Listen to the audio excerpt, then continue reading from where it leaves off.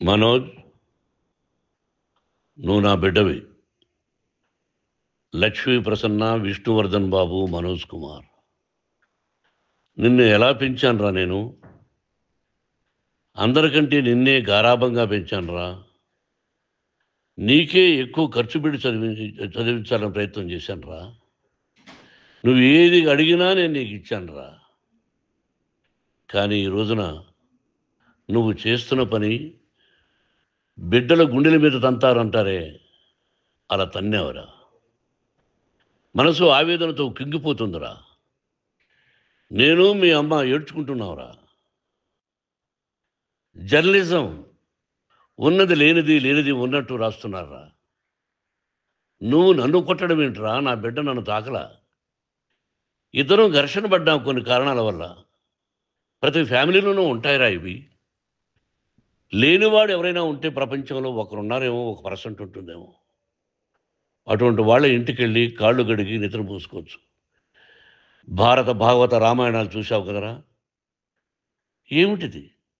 మీ అమ్మ ఎంత కుమిలిపోతుంది ఈ రోజున హాస్పిటల్ చేరింది. నీ వల్ల హాస్పిటల్ చేరింతాను. చూడు మనోజ్, నీకు అన్నీ ఇచ్చినా ఈ రోజున నువ్వు నా గుండెల మీద తనడమే కాకుండా అపకీర్తి తీసుకొచ్చావు. ఏదేదో రాశావు, ఏదేదో చెప్తున్నావు. కొంతమంది జర్నలిస్టులు ఉన్నది లేనిది, లేనిది ఉన్నట్టు రాసే వాళ్ళ తత్వం వాళ్ళకి ఎందుకంటే టీఆర్పీ పెరగాలి. ఇది వాళ్ళ నైజం. మనం మార్చలేము. వాళ్ళందరి మీద మన కోర్టుకు వెళ్ళలేము. వాక్ స్వాతంత్రం అంటారు, ప్రజాస్వామ్యం అంటారు. ప్రజాస్వామ్యంలో కూడా కొన్ని హద్దులు ఉన్నాయి. ఇది నీకు తెలుసు అనుకున్నా. ఎంత మంచి నటుడివి నువ్వు. నీ భార్య మాటలు విని తాగుడుకు అలవాటు పడిపోయావు. వింటున్నావా మనోజ్? ఎవరిని నమ్మాలో ఎవరిని నమ్మకూడదో పరిస్థితి తీసుకొచ్చావు. విద్యాలయాలు ఎంత గొప్పవిరా. మనం 25% కులమతాలకు అతీతంగా ఫ్రీ ఎడ్యుకేషన్ ఇస్తున్నాంరా. క్యాస్ట్ అనేది తీసేశానురా 92లో ప్రాస్పెక్ట్స్లో. నువ్వు చదువుకున్నావురా. అక్కడ చదువుకున్న బిడ్డలు ఐఏఎస్, ఐపీఎస్ అయ్యారురా. ఎంతోమంది గొప్పవాళ్ళు అయ్యారురా. నువ్వు నటుడుగా ఎంతో గొప్పవాడివి. తాగుడికి అలవాటుపడి నువ్వు నీ భార్య ఇంట్లో బిహేవ్ చేస్తున్న విధానం ఆ భగవంతుడు సర్వేశ్వరుడు తెలుసు. భగవంతుడు చూస్తున్నాడు రా. నేను తప్పు చేసినా, నువ్వు తప్పు చేసినా, ఎవరు తప్పు చేసినా. ఎంత అవకాశం ఇచ్చావు మాట్లాడుకునేదానికి అందరికీ. ఇన్ని సంవత్సరాల్లో మన విద్యాలయాల్లో ఒక్క తల్లి కానీ ఒక తండ్రి కానీ ఏమైనా చెప్పారా? ఆ బిడ్డలు మన బిడ్డలు రా. మీరెంతో నాకు అక్కడ ఉన్నవాడు కూడా నా కూతుర్లు, నా కుమారులు. ఎంతమందికి ఫ్రీ ఎడ్యుకేషన్ ఇస్తున్నావు. వాడి దగ్గర ఏది ఆశించలా. నువ్వు ఎందుకు ఇలా తయారైపోయావు? ఎందుకు ఇంట్లో ఉండే పని వాళ్ళందరినీ కొడుతున్నావు? వాడు పని చేసుకునేదానికి మన ఇంటికి వచ్చాడు రా. ఆ పనివాడిని కొట్టడం చాలా మహాపాపంరా. నేను వేరురా. నేను దండించడం వేరురా. నేను ఎవరిని ఆ చిన్న వాళ్ళని కొట్టి ఇచ్చేసి చేయలేదురా.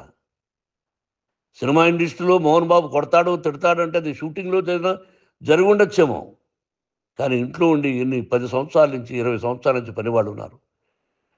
నేను ఇంట్లో లేని సమయంలో వాళ్ళందరినీ కొట్టి వాళ్ళ ఫోన్ లాక్కొని ఒకడైతే చచ్చిపోవాలి.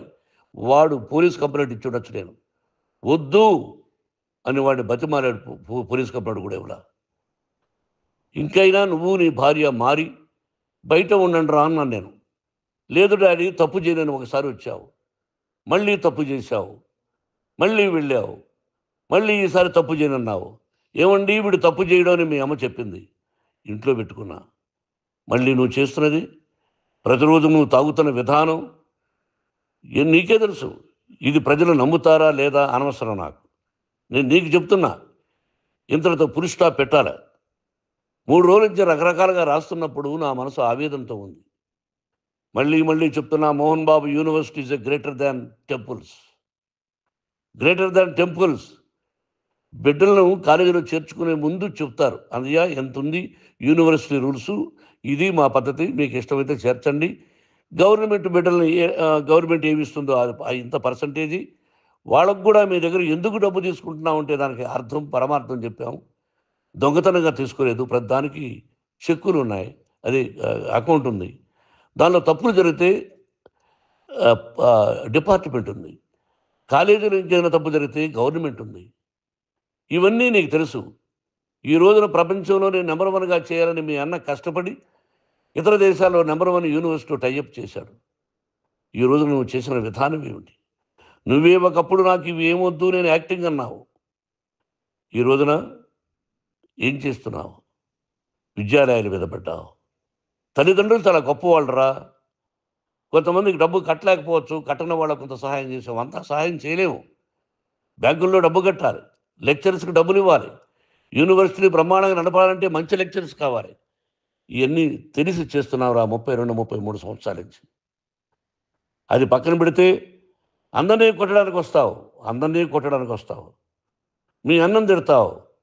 ఒక వ్యక్తి వినయ్ గారనే ఆయన వ్యక్తి హెల్ప్ చేయడానికి వస్తే ఆ వినయ్ ఎవరు లజ్జాగుడికి చంపేస్తాను వాడు అన్నావు. ఇవన్నీ ఎంత తప్పురా? అంటే మీ నాన్నగారికి ఎవరు సహాయం చేయడానికి వస్తే వాళ్ళందరినీ లజ్జా కొడుకులు అంటావు. చంపేస్తానంటావు. మీ అన్నను చంపేస్తానన్నావు. చంపరా చూద్దాం మీ అన్న నేనే అన్నా. తాకరా నీ ధైర్యం ఉంటే అన్నా. ఎంతమందిని చంపాలనుకుంటున్నావు? ఎంతమందిని చేయాలనుకుంటున్నావు? నువ్వు ఏం సాధించాలనుకుంటున్నావు? ఆలోచించుకో. ఈ ఇంట్లోకి అడుగు పెట్టడానికి నీకు అధికారం లేదు. ఇది నా కష్టార్జితం. మా నాన్నగారు 10 రూపాయలు 10 పైసలు కూడా ఇవ్వలేదురా. మంచి జన్మనిచ్చాడు మా నాన్నగారు. మద్రాసుకు వెళ్ళి వీధుల్లో అడుగు తిన్నాను రా. ఒక పూట కూడా భోజనం లేకుండా అడుగు తిన్నాను రా. న్యాయంగా మోహన్ బాబు తిడతాడు కొడతాడంటారు కానీ మోసగడనం లేదురా. నీట్ పార్లమెంటేరియన్గా బయట వచ్చాను రా. నువ్వు నా పరువు ప్రఖ్యాతులు మంట కలిపావు. ఏమిటి నేను చేసిన అన్యాయం? నీకు జన్మనిచ్చాను. అదా నేను చేసిన పాపం. అందుకే ఇది నా ఇల్లు అన్నావు. నువ్వు నీ ఇల్లు కాదు. నీ కష్టార్జితంతో నువ్వు సంపాదించుకున్న ఇల్లు నీది. ఇది నా డబ్బు, నా కష్టార్జితం. నా కష్టార్జితంలో నేను పిలిస్తేనే మీరు ఇంట్లోకి రావాలి. అటువంటిది పోగొట్టుకున్నావు నువ్వు. ఆస్తులు అంటావా? ముగ్గురికి సమానంగా రాయాలా లేదా అది నా ఇష్టం.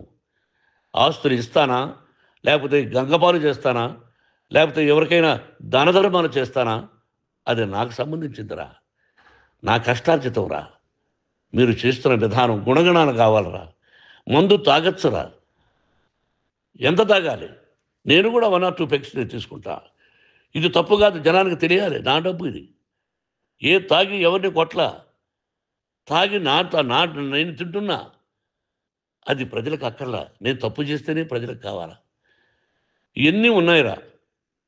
ఇవన్నీ తెలుసుకో. జర్నలిస్ట్ సోదరులారా, మీకు నా గతాన్ని తెలుసు, నా భవిష్యత్తు, నేను ఎక్కడి నుంచి వచ్చాను కూడా మీకు తెలుసు. ఈ రోజున మీరు రాస్తున్న విధానం, నా బిడ్డ నన్ను కొట్టాడన్నారు. ఎంత తప్పు. ఈ రోజున నా బిడ్డ మీద కోపంతో అవును చెప్పచ్చు. కాదు, వాడు నా మీద చెయ్యెత్తలేదు. నేను ఘర్షణ పడ్డాం. ఘర్షణ వేరు, కొట్టుకోవడం వేరు. గాయాలతో హాస్పిటల్కి వచ్చి కుంటుకుంటుగా నడిచాడు. మళ్ళీ ఏమని పోలీస్ స్టేషన్కి వెళ్ళి చెప్పాడు. ఎవరో 2 ఉన్నారు, వాళ్ళిద్దరూ నా మీద దాడి చేశారన్నాడు. నా ఇంట్లో పనిచేస్తున్న వ్యక్తుల గురించి పోలీస్ స్టేషన్కి వెళ్ళి చెప్పవలసిన అవసరం అతనికి లేదు, హక్కు లేదు. పోలీస్ డిపార్ట్మెంట్ కూడా తెలుసుకోవాల్సిన విషయం. నా ఇంట్లో ఉండే వర్కర్స్ మీద నేను కంప్లైంట్ ఇవ్వాలి. నువ్వు పర్మిషన్ లేకుండా నా ఇంట్లోకి నువ్వు చొరబడి ఈ ఇల్లు నాదంటూ ఇంట్లో పనిచేస్తున్న వర్కర్స్ మీద కంప్లైంట్ ఇచ్చావు.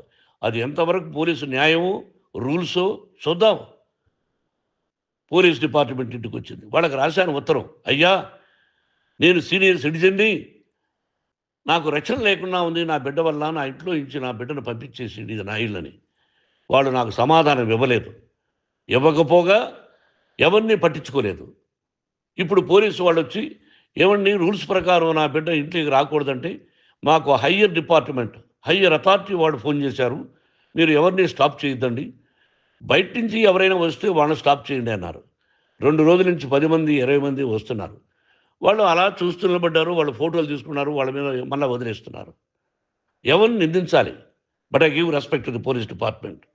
వాళ్ళకి ఏ అధికారి ఫోన్ చేశాడో, ఆ అధికారికి ఏ పొలిటీషియన్ చేశాడో అది వాళ్ళకే వదిలేస్తున్నా. కాబట్టి వాళ్ళు పోలీస్ కంప్లైంట్ ఇచ్చినా కూడా మేము సంబంధం లేదని అంటున్నారు కాబట్టి నేను నా బిడ్డను నిన్ను నాపు చేస్తున్నా. నువ్వు ఇంట్లోకి వచ్చే అధికారం నీకు లేదు. నువ్వు వచ్చి నీ బిడ్డను తీసుకెళ్ళు. సంతోషం. నువ్వు రాలేదు, నీ బిడ్డను జాగ్రత్తగానే చూసుకుంటావు. Take care your daughter, that's all. మీ అమ్మ హాస్పిటల్లో అడ్మిట్ అయింది. రేపో ఎల్లుండో మీ అమ్మను పిలిపించి బాగైన తర్వాత ఇదిగో నువ్వు నీ కొడుకు బిడ్డను తీసుకెళ్ళి వాడికి అప్పచెప్పని చెప్తాను పోలీసు వాళ్ళ ఆధ్వర్యంలో. ఇది 100% జర్నలిస్టు సోదరులారా, పులి స్టాప్ పెట్టండి.